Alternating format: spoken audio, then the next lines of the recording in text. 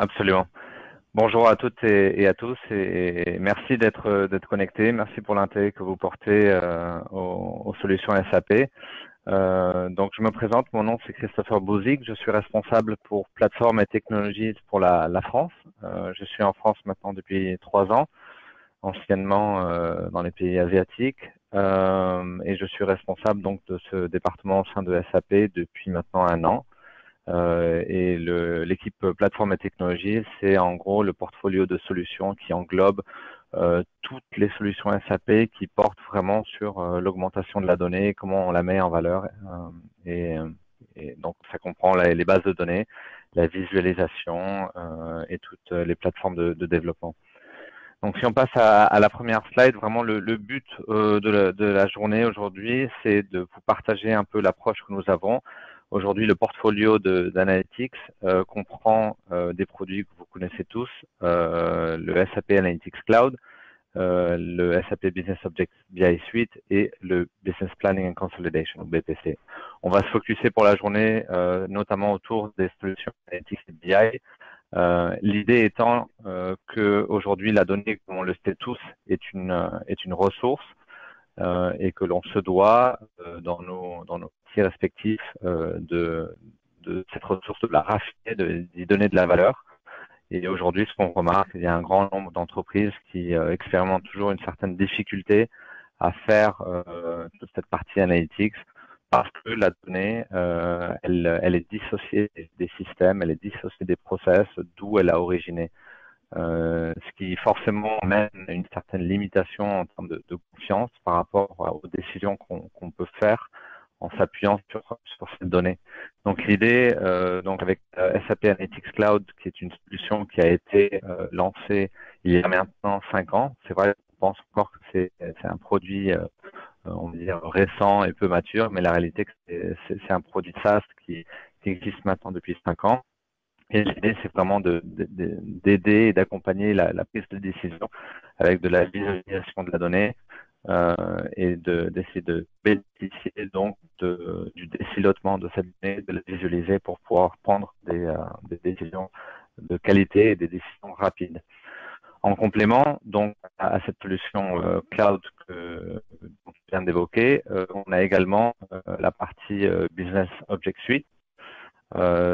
Donc c'est vraiment les deux solutions dont on va évoquer aujourd'hui.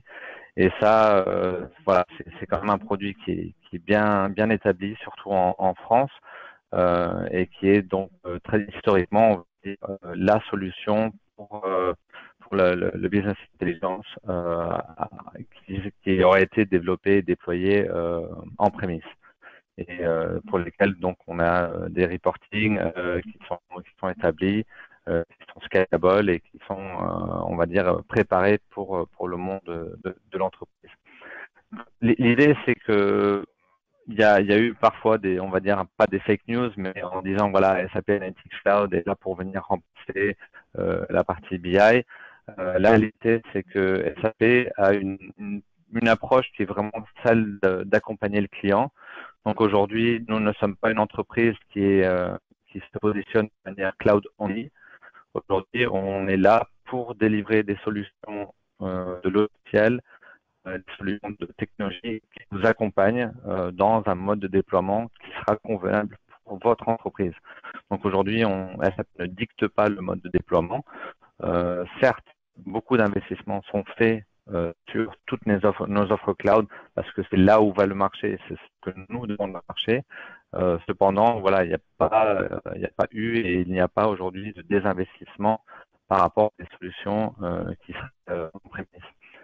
Donc, on élabore un peu plus par rapport à une direction de stratégie et passer à la prochaine slide.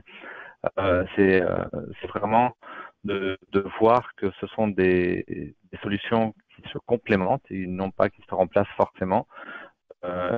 Et encore une fois, l'idée aujourd'hui, c'est qu'on continue à investir sur une plateforme comme Business Object. Donc, on est actuellement dans la version 4.2. Dans ce début d'année, on va voir le release de la version 4.3 qui va apporter une nouvelle interface qui est beaucoup plus fluide et moderne, Nous apportons également des modes de déploiement différents, donc sur des clouds managés privés tels qu'un Enterprise Cloud. Et de la même manière, l'offre SAP Analytics Cloud, qui elle est basée sur le cloud, continue à s'accélérer, à se développer, à augmenter ses capacités.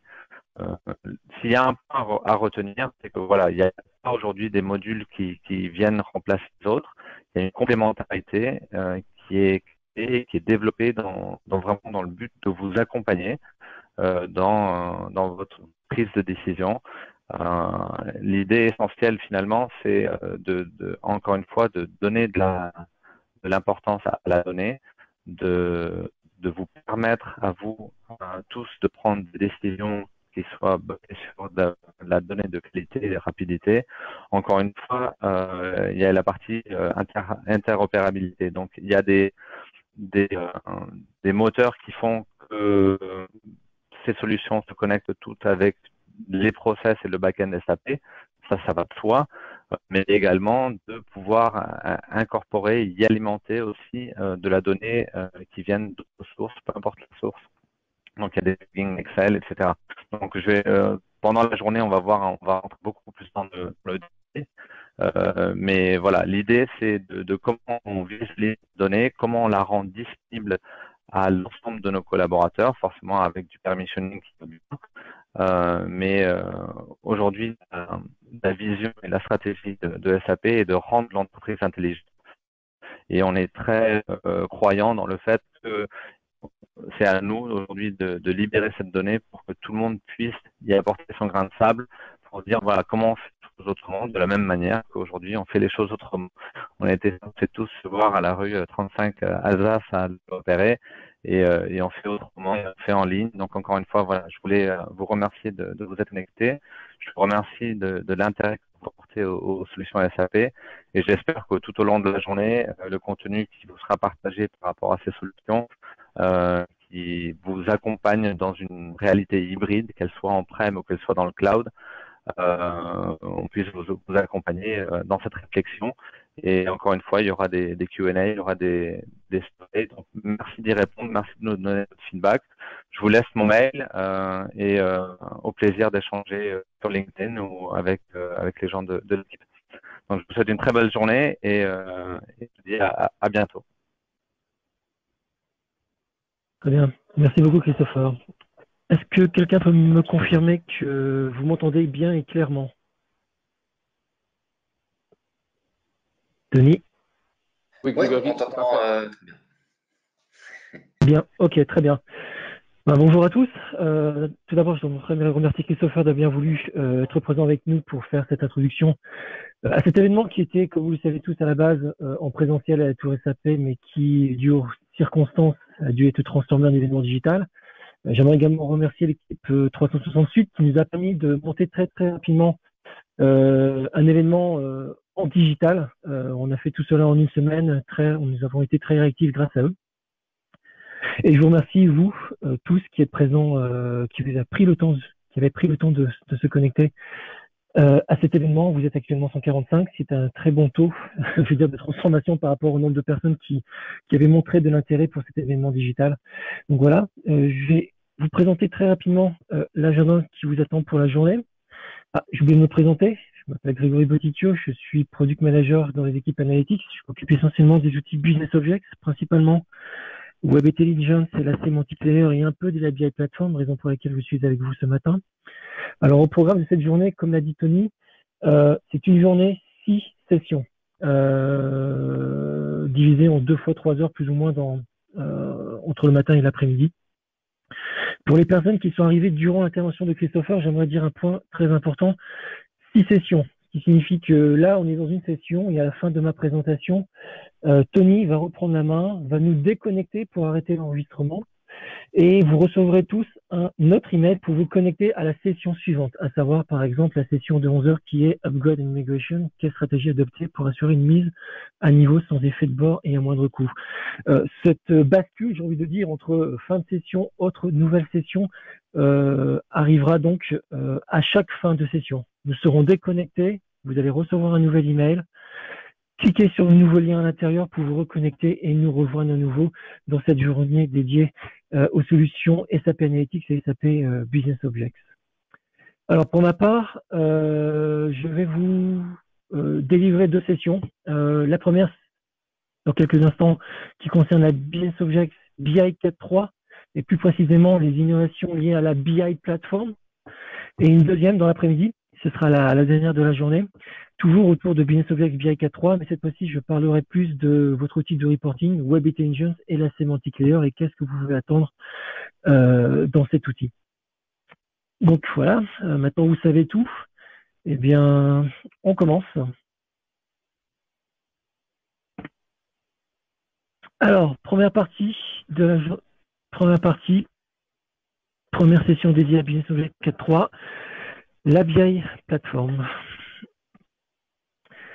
Alors, legal disclaimer, comme d'habitude, même si tout ce que je vais vous présenter, alors déjà, vous avez déjà dû recevoir cette information de par le passé, ou si vous étiez présent avec nous lors de la même conférence qui a eu lieu en mars dernier, en mars 2019, il y aura très peu de choses nouvelles en termes.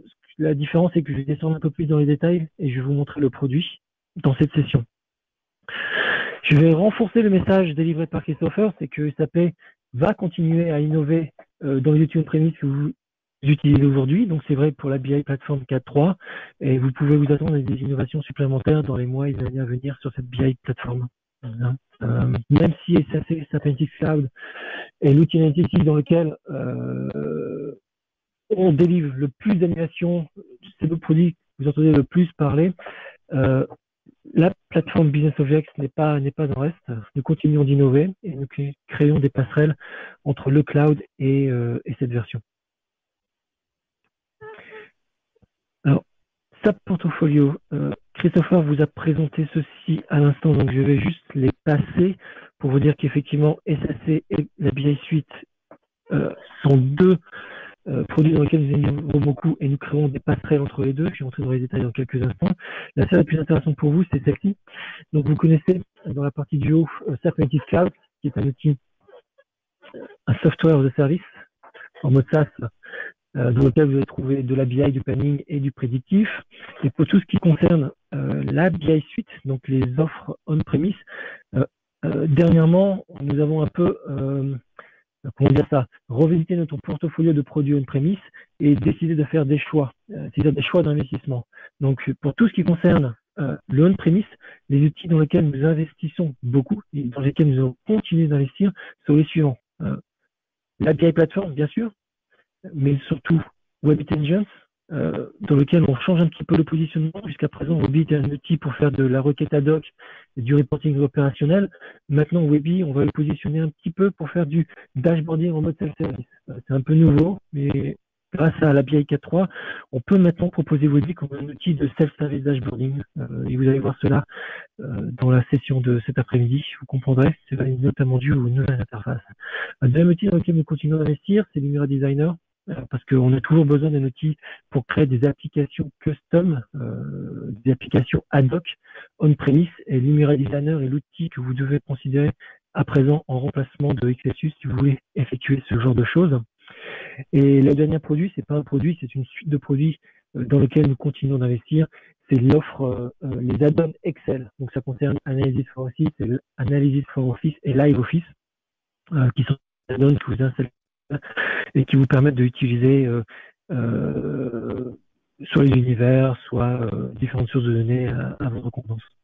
Voilà, donc pour tout ce qui concerne on-premise, BI 4.3, Webi, SAP Lumira Designer et les add-ons Excel. Tous les autres n'ont pas disparu, enfin je vais être très clair, s'ils n'apparaissent pas sur cette classe, c'est une planète qu'ils ont. C'est juste qu'ils sont présents, ils sont fournis avec la BI 4.3. Il y a un relatif continuer d'innover relativement, mais c'est pas comparable par rapport aux trois produits, aux trois suites de produits affichés à l'écran actuellement. Alors maintenant, entrons dans le cœur du sujet, la BI 4.3. Alors, sur les trois thématiques que nous avons pour la BI 4.3, elles sont pas nouvelles, elles n'ont pas évolué. donc pour Decathlon, nous avons travaillé sur 3 choses. D'abord, comment améliorer l'interopérabilité entre le monde on-premise et le monde cloud. Donc, typiquement, c'est comment rendre vos investissements que vous utilisez, que vous avez développés, sur lesquels vous avez capitalisé on-premise, les rendre utilisables par SAP Analytics Cloud. La deuxième thématique, ça concerne l'expérience utilisateur. Et c'était une partie d'investissement très importante pour la BI 4.3. C'est comment rendre les outils que vos utilisateurs utilisent tous les jours beaucoup plus simples, beaucoup plus sympas en termes d'utilisation. Donc ça concerne surtout le BI Launchpad et Web Intelligence. Et la troisième thématique, c'est Enterprise Readiness. Ça concerne plus ou moins, j'ai envie de dire le tout venant, dire tout ce qui doit être fait pour rendre la plateforme compatible avec les évolutions du marché. Donc, c'est compatible avec les dernières évolutions des systèmes opérationnels ou compatible avec les dernières versions des bases de données, voire comment étendre notre connection server qui consomme la donnée, le rendre compatible avec la donnée qui pourrait être par exemple disponible à présent dans le cloud. Plus des améliorations cumulatives qui concernent tout ce qui est facilité d'installation, facilité d'update ou comment opérer plus simplement votre plateforme. Alors, dans cette session, on ne va pas voir l'ensemble des nouvelles innovations pour chacune de ces thématiques.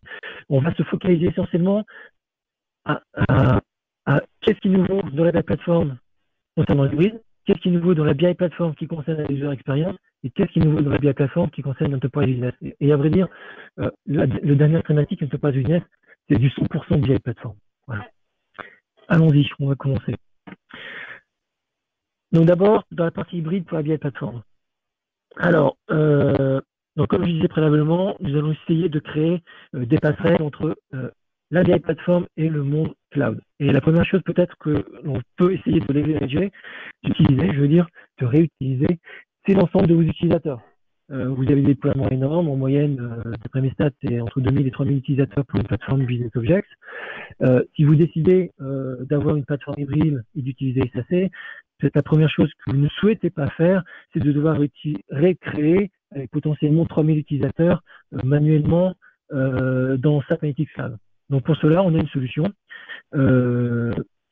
qui va vous permettre de faciliter ce processus. C'est-à-dire comment rendre visible, disponible vos utilisateurs qui sont actuellement stockés chez vous dans votre CMS on-premise dans SAP Analytics Cloud. Alors pour cela, on va utiliser SAP Identity Provisioning Services. Donc c'est un service qui est disponible dans le cloud. Et tout va se passer au niveau de ce IDP. On appelle ce service s'appelle IDP, Identity Provisioning Services. Donc dans ce service, vous allez déclarer votre plateforme BO, tout simplement en lui donnant l'URL, credential, admin en préférence. Une fois que vous aurez fait cela dans IDP, vous allez pouvoir voir l'ensemble des utilisateurs disponibles, sélectionner un utilisateur ou un groupe d'utilisateurs, assigner des rôles et ou des autorisations à ces utilisateurs. Une fois que vous avez fait cela, valider, vos utilisateurs seront créés automatiquement dans IDP et mis à disposition, par exemple, pour SAP Analytics Cloud. Donc, vous pouvez le faire manuellement une fois ou vous pouvez le faire de manière planifiée. Donc, si vous ajoutez régulièrement des nouveaux utilisateurs, vous pouvez demander que le processus que vous venez de faire, par exemple, vous avez un groupe d'utilisateurs qui est le groupe des utilisateurs assigné à la finance, par exemple, et si vous faites cela au niveau du groupe, et ce groupe va recevoir les droits, par exemple, d'être dans Analytics Cloud, un utilisateur BI et ou planning, voilà, c'est fait pour ce groupe. Chaque fois que vous allez ajouter un utilisateur BE dans ce groupe, et si vous demandez à IDP de faire une synchronisation tous les midis, par exemple, chaque nouvel utilisateur ajouté à une prémisse sera créé automatiquement avec le bon rôle dans SAP Analytics Cloud tous les midis. Voilà, c'est ce type d'innovation c'est ce type de choses que cette innovation va vous permettre de faire. Grégory? Oui. Grégory, je me permets de t'interrompre. Oui. On a quelques questions dans le chat et quelques mains levées. Au sujet de la qualité sonore, c'est effectivement un petit peu haché. Tu es peut-être un peu près du micro, je sais pas. Mais D'accord. Alors, okay. Je vais déplacer mon téléphone. Tu me dis si ça devient mieux dans quelques instants. Alors, est-ce que la voix est plus nette et plus claire? Non, c'est à peu près la même chose. Tu es sur un Ok. téléphone? Oui, tout à fait. Sur mon téléphone. Ouais, ça Est-ce que grésille un tu petit peu. m'entends? Ouais, ouais, on t'entend en Ça fait, hein, grésille mais encore? c'est un peu fort et puis ça grésille un peu, mais bon, s'il y a rien qu'on puisse faire, on va C'est un continuer peu comme ça, je fort. pense. Ok. Alors, je peux essayer quelque chose, c'est d'utiliser l'audio du PC. Ok. Ouais, on peut essayer ça. Alors, alors, je vais,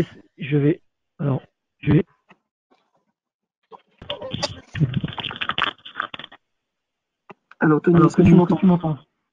Alors, du coup, il faut que tu coupes le téléphone.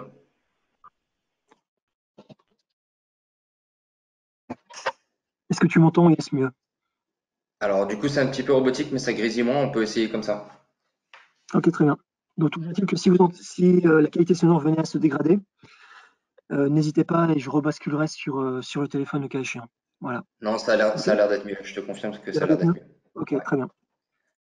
Ok, donc je continue. Donc ça, c'était pour l'abri du management. Première innovation hybride liée à la vieille plateforme. Ah non, là, ça va plus. Là, t'es assez loin. Tu Ce nous n'est pas mieux? entends? Oui, je t'entends. Ah, là, c'est bon. Ok, on va réessayer. N'hésite pas à m'interrompre.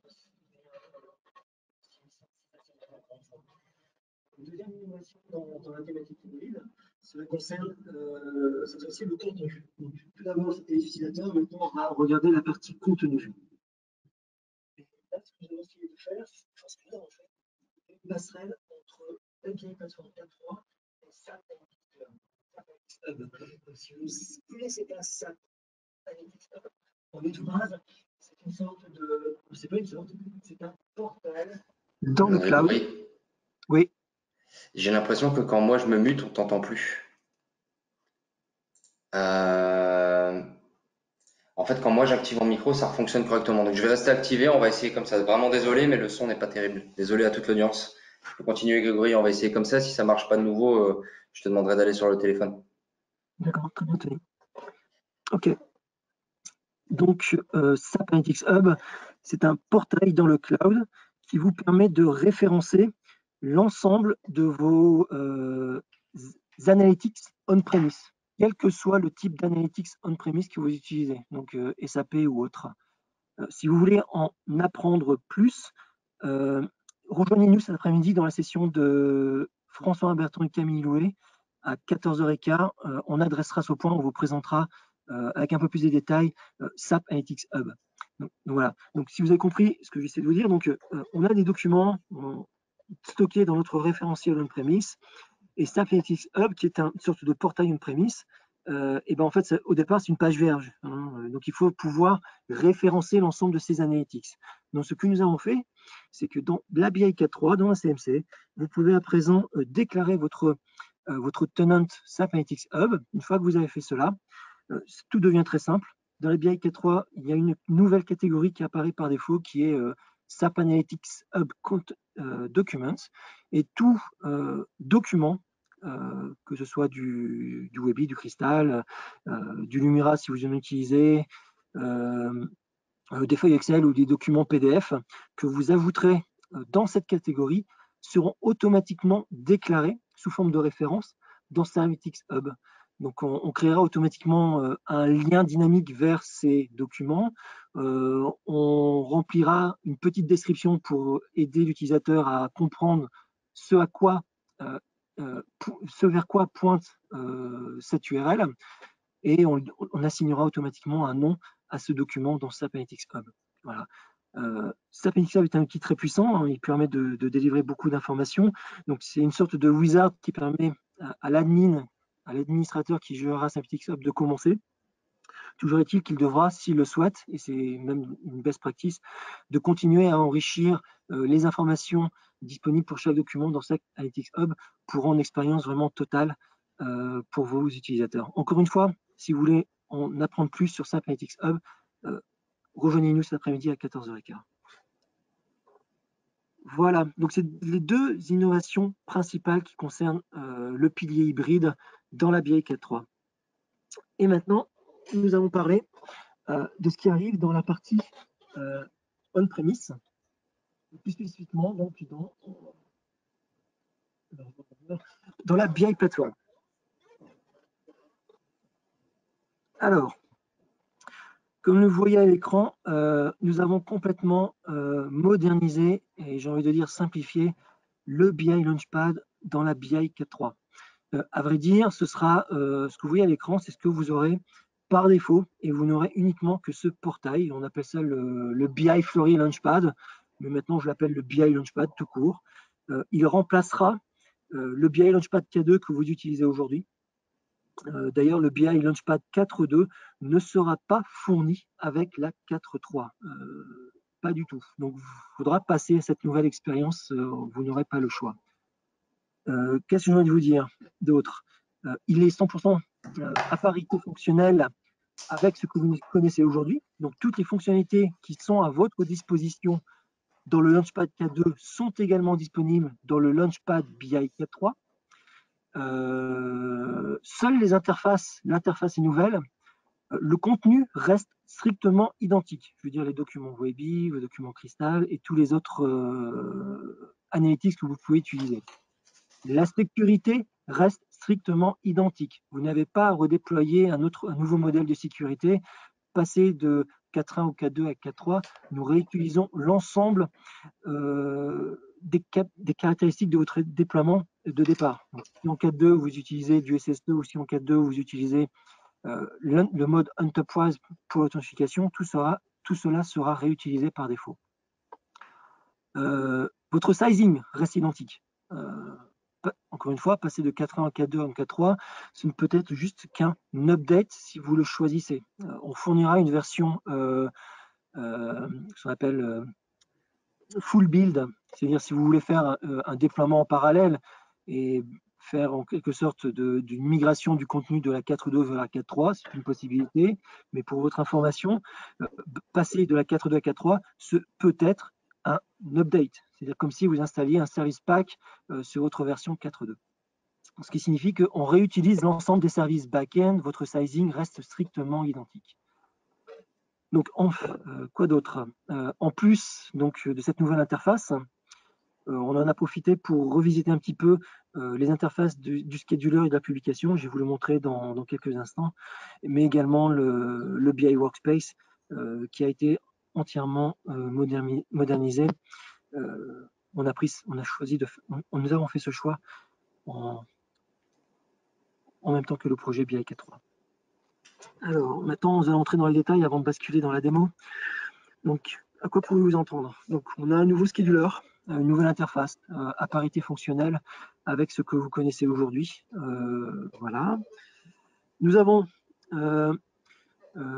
pour la publication la possibilité, une nouvelle option qui est de planifier, publier vos documents et d'avoir une récurrence qui est basée sur les business hours, donc sur les heures les journées de travail, tout simplement. Dans le Launchpad, pour le scheduler, vous pouvez choisir plusieurs destinations. Jusqu'à présent, quand vous créiez une tâche schedulée, une tâche planifiée, vous ne pouviez choisir qu'une seule destination, donc à savoir soit dans la localisation par défaut, soit par email, l'un ou l'autre, mais pas les deux en même temps. Maintenant, vous pouvez faire une multisélection. Vous pouvez plus facilement trouver vos informations schedulées. Donc, on a une nouvelle home page pour retrouver vos instances et les résultats de vos tâches planifiées et publications. Nous avons une nouvelle interface pour la publication, de la manière que nous avons une interface pour le scheduler, un peu plus moderne. Dans la publication, voilà, encore une fois, c'est juste un screenshot. Il y a une nouvelle partie application dans laquelle vous allez trouver l'ensemble de vos applicatifs que vos utilisateurs peuvent utiliser. Notez qu'on a inséré SAP Analytics Cloud par défaut. Et enfin, vous avez la possibilité de customiser votre interface selon vos besoins, selon ce que vous voulez exposer à vos utilisateurs dans le nouveau BI Fiori Launchpad. Et nous avons un nouveau système de notification. C'est pas nouveau, c'est juste une nouvelle manière d'exposer les notifications que vous voulez pousser à vos utilisateurs. Par exemple, un système update, un système qui doit s'arrêter, etc., etc. Voilà. Je vais m'arrêter là sur la partie slider et maintenant on va basculer sur la démo en espérant que tout se passe correctement. Allons-y. Vous me confirmez que vous voyez bien mon Launchpad, si possible. Hop. On le voit bien, ouais. Super. On le voit arriver.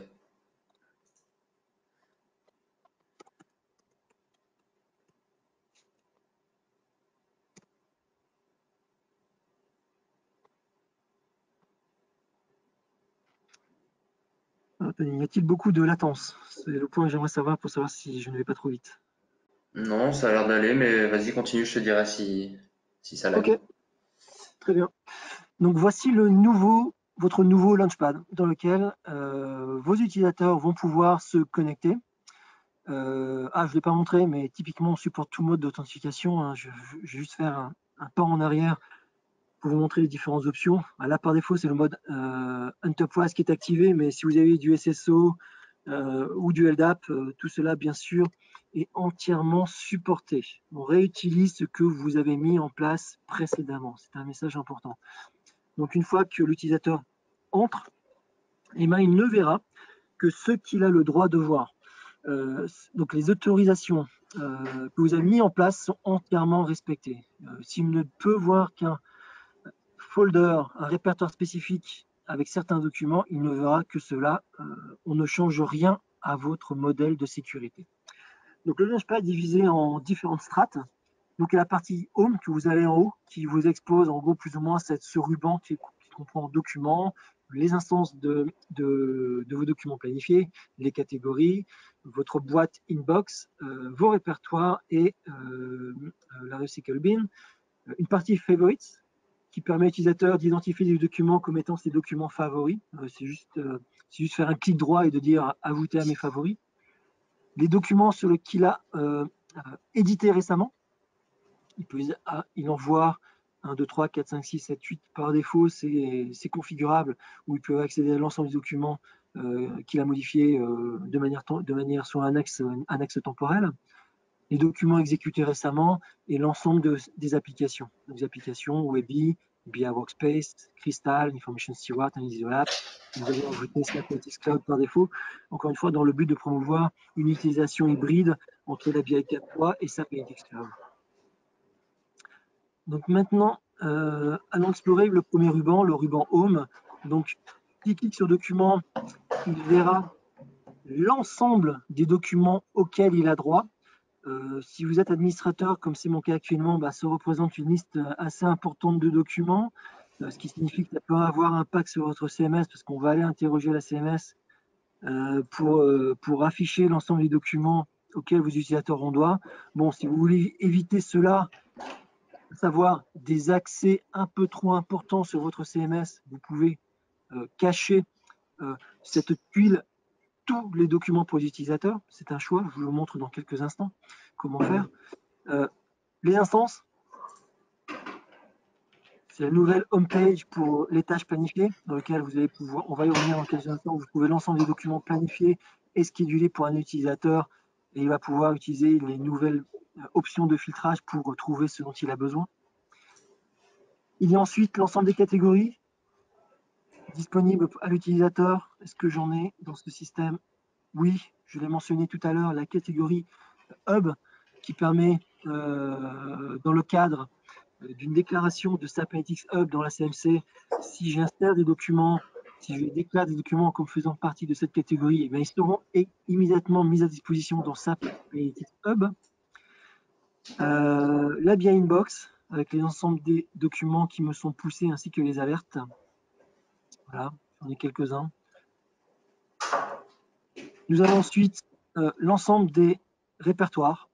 Donc là, c'est quelque chose de classique, c'est l'ensemble des répertoires personnels. C'est celui-ci, le premier onglet. L'ensemble des alertes qui me sont poussées et l'ensemble des public folders, ça correspond à la catégorie des répertoires corporate dans lequel, encore une fois, la sécurité et les restrictions s'appliquent.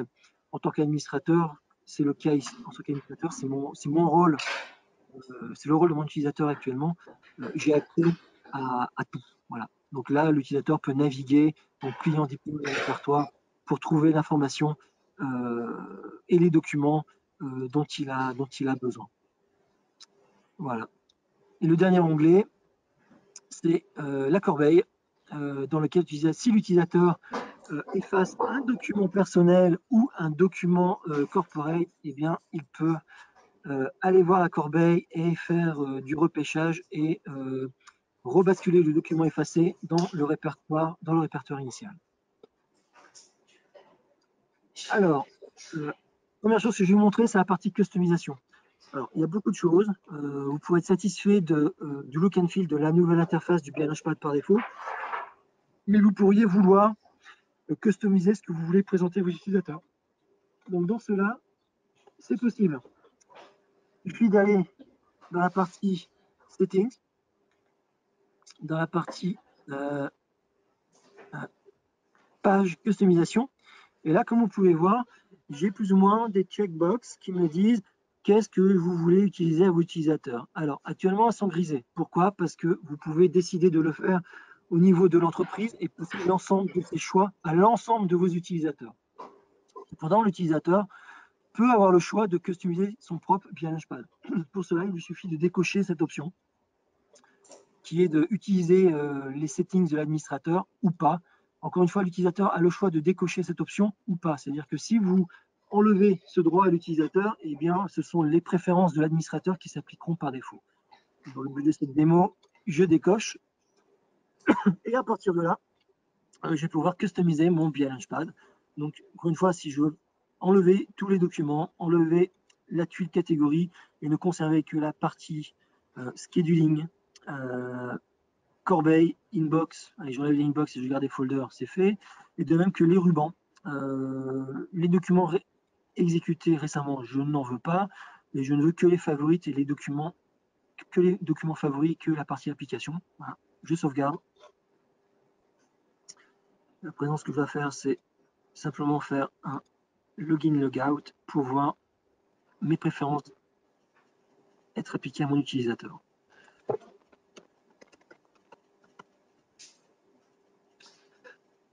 Et si tout se passe bien, maintenant j'ai une interface qui est beaucoup plus dépouillée, beaucoup plus simple, et là l'utilisateur n'accédera que ce que l'administrateur ou ce qu'il a lui-même choisi d'afficher, donc à savoir les instances du scheduling et publication, l'ensemble des folders, la corbeille, ses documents favoris et l'ensemble des applications auxquelles il a droit. Donc ça, c'est pour la partie customisation des informations présentées à l'utilisateur. Il y a une autre partie customisation qui est également à votre disposition, mais que je ne vais pas vous démontrer là. C'est que si vous voulez configurer, non pas cette fois-ci l'information affichée, mais plutôt le logo, la couleur utilisée en fond d'écran de votre BLHpad, tout cela est customisable. On vous fournit une application, une web app que vous devez déployer, accéder, et là vous arrivez dans une sorte d'interface de customisation. Vous voulez pouvoir dire en fond d'écran, je ne veux pas du bleu, je veux une image qui correspond à ma charte graphique corporate. Mon logo, ici bien sûr SAP, je vais pouvoir l'enlever pour mettre le logo de ma compagnie et changer tout le color coding et le formatting à la charte graphique de mon entreprise. Cela est entièrement possible d'ores et déjà en 4.2 via le BI Fiori Launchpad qu'on vous proposait en option, mais encore plus en BI 4. Alors, je continue ma démo. Donc là, on va aller dans la partie instance. On va se créer... pardon, c'est pas ce que je voulais faire. Je vais vous montrer les nouvelles options du scheduling. Donc, je vais chercher un document Webi de démo et je vais vous montrer les nouvelles interfaces du scheduler et de la publication.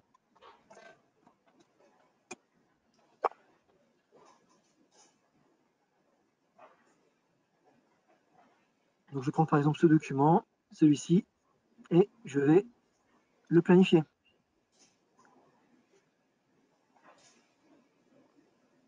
Voilà, donc voici une nouvelle interface pour scheduler un document. Donc, encore une fois, très Fiori-like, j'ai envie de vous dire. Innovation, je l'ai mentionné tout à l'heure, c'est la possibilité de choisir plusieurs destinations. Donc, par défaut, c'est le répertoire par défaut. Mais si je veux en ajouter, il suffit d'étendre la liste ici et de choisir BI Inbox, Email, FTP Server, par exemple. Je confirme et de spécifier quel est le comportement pour chacune de ces nouvelles destinations. De l'IBI Inbox, je veux utiliser l'instance par défaut, je veux spécifier un name, je veux ajouter, en plus du nom, je veux mettre donc, le titre, date et jour de rafraîchissement, plus qui est l'utilisateur qui a des droits dessus. Et je veux non pas une copie, mais un shortcut. Voilà, j'ai spécifié le comportement des documents qui seront schedulés et poussés dans la BI Inbox. Même chose pour les emails. Qui envoie l'email, quelles sont les personnes qui vont recevoir cet email et comment je veux que se comporte l'attachement, ou si je veux spécifier un nom de la même manière que j'ai pu spécifier un nom pour la BI Inbox. Même chose pour les SFP Server. Je peux confirmer. Et donc là, je peux avoir une tâche planifiée pour un document qui sera distribué dans plusieurs endroits. Je peux spécifier maintenant, une seule fois ou de manière récurrente. Si je choisis hourly, donc toutes les heures, tous les jours, toutes les semaines, et une innovation, c'est en fonction de mes journées de travail. Donc, je veux qu'il soit planifié uniquement le lundi, mardi, mercredi, jeudi et vendredi, c'est possible. Ou si vous voulez faire cela uniquement les week-ends, vous avez compris, c'est entièrement possible. C'est votre choix, le samedi et le dimanche. Et de la même manière, je choisis entre quand je veux le planifier et combien de temps sera valide la tâche planifiée. Je peux bien sûr attendre des événements. Donc là, un événement qui peut être de BI Platform ou tout autre pour déclencher mon scheduling. Et bien sûr, j'ai des options qui est comment gérer les prompts et gérer les règles de délivrance de mes documents. Par exemple, si le document a été rafraîchi successivement ou s'il n'est pas partiel, qu'est-ce que je fais? Je flag le document comme étant un échec ou juste avec un warning. Même chose si le document contient des données et si cette condition n'est pas remplie, à savoir si le document ne contient aucune donnée, le scheduling est successful tout de même, il est rafraîchi mais ne contient aucune donnée. Est-ce que vous considérez cela comme étant un échec ou cela vaut juste un warning? C'est votre choix. Donc voilà, donc ça c'est la tâche planifiée. On va retourner dans la page onglet général. Nous allons juste quitter la tâche planifiée. Voilà. Je vais vous montrer maintenant comment créer une publication. C'est plus ou moins la même interface, ça se ressemble beaucoup. C'est exactement la même chose. Un titre pour la publication. Vous allez pouvoir sélectionner les documents à insérer dans cette publication. Et ce qui est bien, c'est que là, les documents, les nouvelles options vont devenir cumulatives. Donc, je vais pouvoir mettre 1, 2, 3 documents. Et pour chacun de ces documents, définir des règles. Dans quels endroits ils doivent être délivrés. C'est le cas pour chaque document, hein, bien sûr. Et je peux de la même manière spécifier quel est le comportement à avoir pour chaque email et chaque inbox. Voilà. Les récurrences, je les ai mentionnées. La possibilité de faire de sélectionner plusieurs destinations, c'est fait. Voilà. Et pour naviguer entre différentes options, ça se fait via les listes déroulantes mises à disposition ici. Alors ensuite, que je vais vous montrer.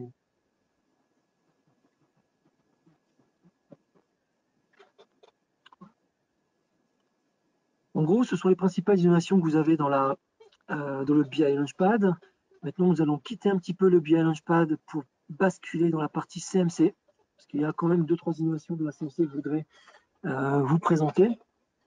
Et la première chose que j'aimerais vous dire, c'est OK, on a amélioré l'interface du BI Launchpad pour tout ce qui concerne la CMC, et bien, ça n'a pas bougé. À savoir, l'interface reste strictement identique.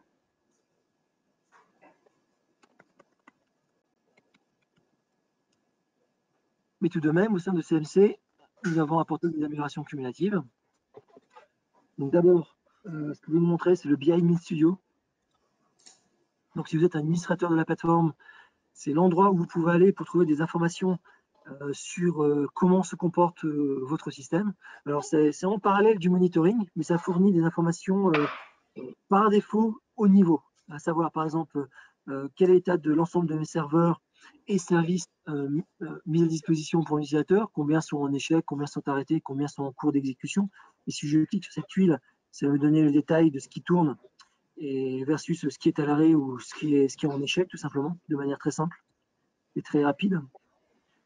De la même manière, dans mes tâches planifiées, ça me donne une vue au niveau de l'ensemble des tâches planifiées, celles qui ont été exécutées avec quelques statistiques, celles qui sont en attente d'exécution, celles qui sont en cours d'exécution et celles qui sont en échec. Vous allez pouvoir comprendre quelle est la charge en termes d'utilisateurs sur votre système à l'instant T, maintenant, à vrai dire. Voilà. Avec quelles statistiques, encore une fois. On vous donne également quels sont les contenus les plus utilisés. Donc, à savoir, quels sont les documents les plus utilisés dans votre système versus les documents pas du tout utilisés. Et donc, vous allez pouvoir driller et comprendre ce document il est utilisé de manière intensive ou pas. De la même manière, quels sont les univers les plus utilisés versus les univers qui ont été créés, publiés, mais pas du tout utilisés, donc en des aimances dans votre système, dans votre CMC. Même chose pour les applications, etc. Donc, les tuiles qu'on vous présente là, elles sont fournies par défaut. Vous ne pouvez pas les customiser. Pas pour l'instant. Cela arrivera dans le futur. Si vous voulez enrichir les tuiles mises à disposition dans le BI Admin Studio, eh bien, il faut passer par l'outil de monitoring, où là, vous allez pouvoir créer ce qu'on appelle des watch ou des métriques qui vont, si vous le souhaitez, venir enrichir le BI Admin Cockpit. Mais ça se fait en deux temps. D'abord, aller dans l'outil de monitoring, créer les métriques, créer les watches que vous voulez créer et exposer et avoir accès en tant qu'admin. Et dans un deuxième temps, dire ces watches, ces metrics, dire que vous voulez les rendre disponibles à un administrateur dans le BI Admin Studio. Voilà. Autre chose que je voudrais vous présenter, ce sera la dernière chose pour cette démo, c'est ce qu'on appelle le Workflow Assistant. Alors cet outil il est là pour vous simplifier la vie. Avant, c'était un outil, une application tierce qui arrivait en parallèle de la CMC. Voilà. En 4 ans, nous avons décidé de l'intégrer part entière dans la CMC, donc ça devient une nouvelle application. Et Workflow Assistant, c'est un outil qui va vous permettre de vous simplifier la vie dans vos tâches répétitives. Typiquement, ça vous permet de l'automatisation de workflow. Alors, on va créer un scénario qui est une expression de workflow et ça va devenir très clair pour vous. Typiquement, on vous fournit des templates d'actions. Typiquement, se connecter à une CMC. Faire un change source d'un document Webi. Ensuite, par exemple, faire rafraîchir les documents sur lesquels vous venez de faire un change source et faire un sauvegarde de l'output et faire un logout. Donc en gros, ce que je suis en train de vous dire, c'est maintenant vous allez pouvoir faire de l'orchestration d'actions. Typiquement, ce que je viens de écrire, c'est je me log à une CMS, je choisis un document Webi et je fais un change source de ce document Webi. Typiquement, par exemple, je peux dire pour ce ou ces documents Webi, je vais changer la source et basculer d'un UNV à un UNX ou d'un UNX de test vers un univers de production. Une fois que j'ai fait cela, les documents Webi, je les rafraîchis à nouveau, je sauvegarde le résultat de ce rafraîchissement et je fais un logout. Typiquement, ces tâches, avant, vous deviez le faire soit en utilisant les SDK, donc ça nécessitait d'avoir des compétences de développeur.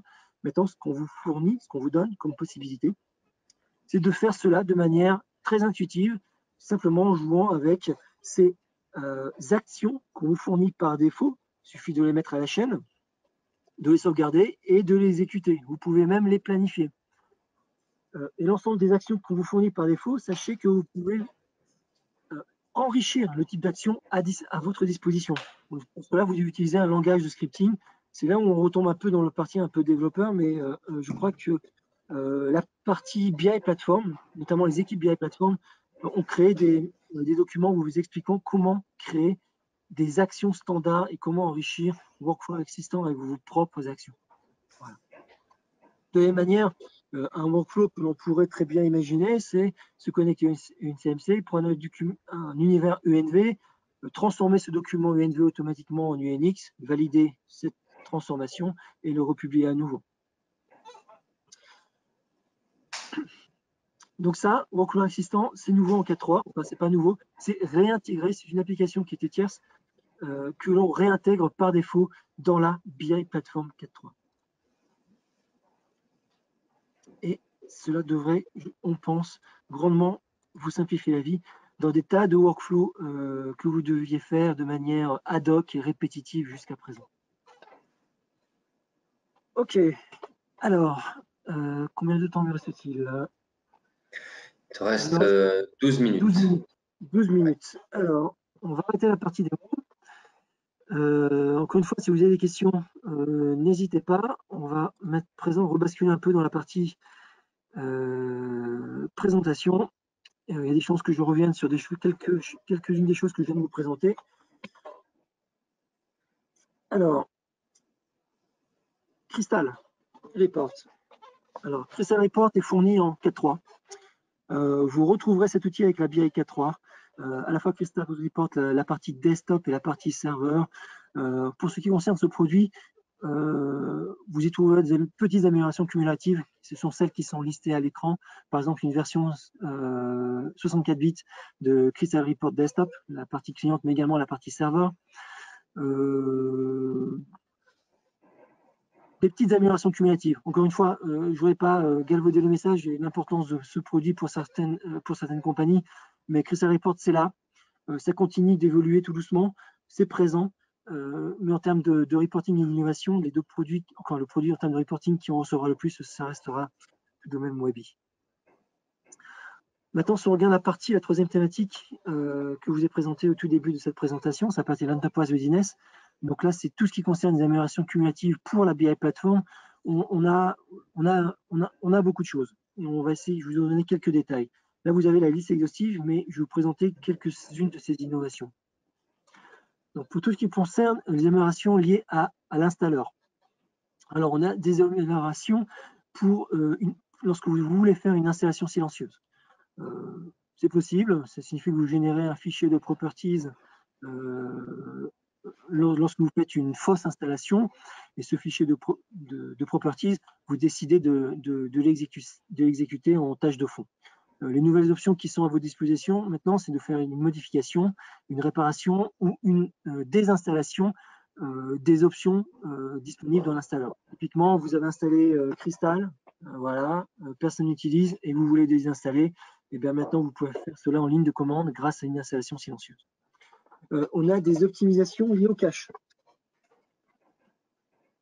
Typiquement, dans le cache maintenant, vous allez pouvoir enlever tout ce qui n'est que vous voulez, tout ce qui n'est plus nécessaire dans le cache. Lorsque vous allez installer le produit serveur, nous allons faire une vérification de l'espace disponible.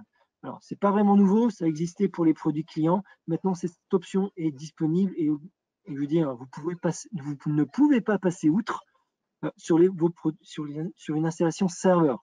Si vous n'avez plus assez de place pour installer les produits serveurs, vous ne pourrez pas continuer votre installation. Et enfin, on fournit un support pour une nouvelle plateforme, plateforme update. Donc, ce n'est plus Tomcat 8 qui est fourni par défaut, mais Tomcat 9. Ça a plusieurs avantages, notamment, je reviendrai dessus plus tard. On a une mise à jour de la JVM SAP. Alors, une fois, la JVM SAP, ce n'est pas la JVM Oracle, c'est celle sur laquelle nous avons des droits que nous vous fournissons. Et des third-party applications que nous avons dû mettre à jour. Mais ça, je vais vous dire, c'est de la cuisine interne.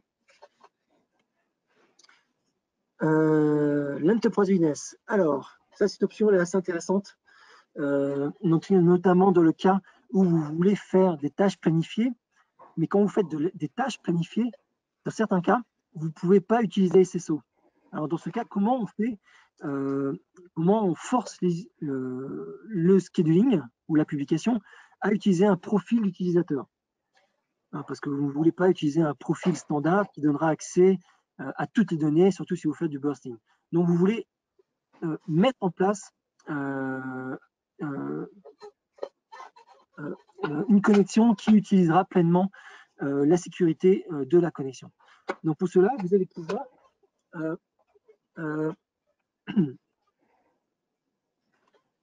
pouvoir définir plusieurs credential mapping, c'est-à-dire mapper plusieurs connexions pour une connexion.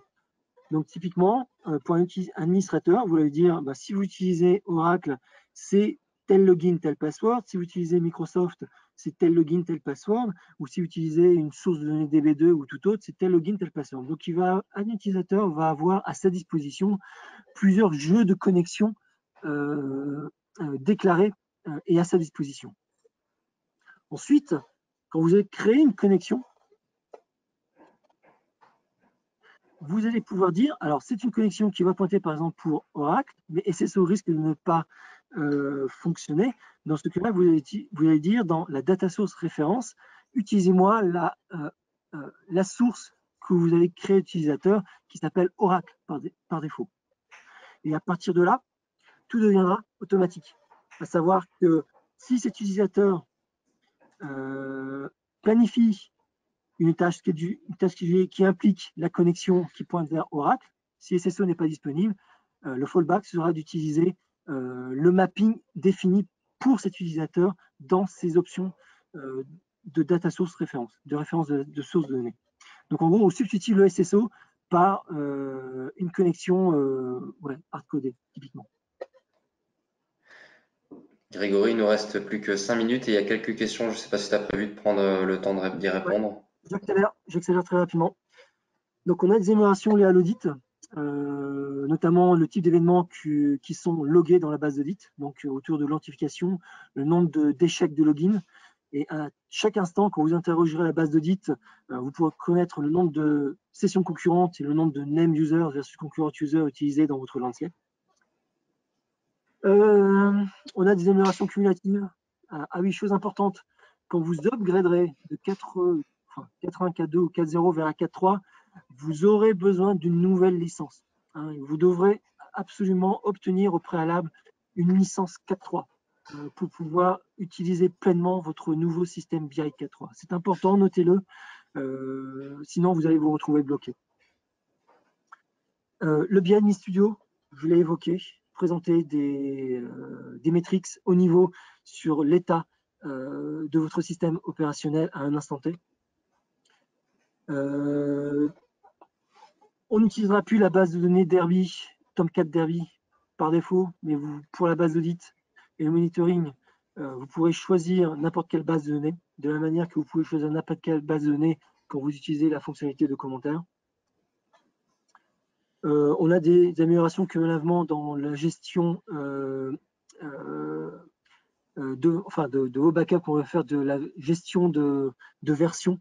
On ne supporte plus ClearKS, mais maintenant on vous propose de supporter Git à la place, GitHub de manière plus précise. Et une amélioration cumulative dans Promotion Management. C'est du détail, c'est surtout vrai pour lorsque vous utilisez le wizard qui s'appuie sur des lignes de commande. Workflow Assistant, je vous ai montré un peu ce que vous allez pouvoir faire. Et j'arrive au point le plus primordial. Donc la 4.3. Actuellement, on est encore en phase bêta. On a une version bêta étendue depuis mai-février et elle continuera jusqu'à mi-avril. Si vous voulez nous rejoindre, si vous voulez mettre la main sur le produit, si vous voulez tester les fonctionnalités que je vous ai présentées ici, donc celle de la BI Platform et celle que je vous ai présentée dans l'après-midi concernant Web Intelligence et la Semantic Layer, rejoignez-nous. Vous avez juste à utiliser cette adresse email et nous écrire et juste indiquer votre souhait de rejoindre la bêta 4.3 standard étendue. Et nous vous intégrerons très volontiers dans le process et dans cette bêta étendue. Ensuite, la version officielle sortira en juin 2020. Une fois que ce qu'on appelle la version GA sera sortie, nous continuerons de vous proposer des innovations via des services packs cumulatifs. Et ces services packs comprendront bien sûr des innovations pour la BI 4.3. Une fois que la 4.3 sera en version officielle, et ça c'est un message important pour vous, on la supportera au minimum jusqu'en 2027. Au minimum, c'est vraiment une version une information importante, c'est au minimum, on n'exclut pas d'étendre la maintenance de la BI 4.3 au-delà de 2027, de même qu'on n'exclut pas entre 2020 et 2027 de vous proposer une autre version mineure de la BI 4.3. Ensuite, il y a beaucoup de choses qui changent avec la BI 4.3.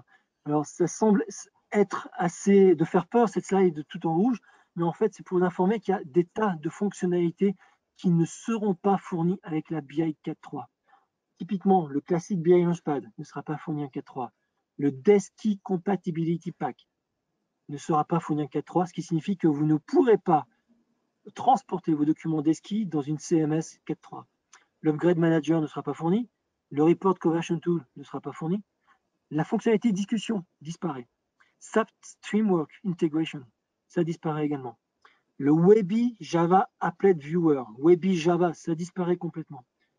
Crystal Presentation Design, qui était un plugin pour voir vos documents Crystal, ne sera pas fourni. Les authentifications de type PeopleSoft, J.J. Edwards, Siebel et Oracle EBS, ça disparaît également. Donc ça, ce sont des fonctionnalités qui ne seront pas disponibles en 4.3, sachez-le. Ensuite, il y a la même chose pour les produits. Ce que vous devez savoir, c'est que tout est fourni en 4.3, sauf le produit Business Object Explorer, on a un produit de substitution. Excelsius Dashboard, on a un produit de substitution. Ces deux produits ne font pas partie de la suite 4.3 pour la bonne et simple raison que ce sont des produits qui utilisent la technologie Flash, et Flash se termine, ne sera plus supporté à partir du 31 décembre 2020. Ça ne fait aucun sens de vous fournir des produits en 4.3 s'ils ne fonctionneront que 6 mois. Voilà. Donc le choix a été fait. Explorer et Excelsius Dashboard ne sont pas fournis en 4.3, de même que les artefacts, donc les documents, les fichiers, ne seront pas transportables dans une CMS 4.3. Et les BI widgets ne feront pas partie de l'installeur BI 4.3 également. Mis à part cela, tous les produits que vous utilisez aujourd'hui seront fournis à disposition, Webby, les univers de type UNV, les univers de type UNVX, Live Office, Analysis Office, Numera Discovery, Numera Designer, Crystal Report, Enterprise et Server seront fournis en 4.3. Voilà, donc c'était tout pour la première partie, les innovations de la BI Platform dans la BI 4.3. Je vous remercie de votre attention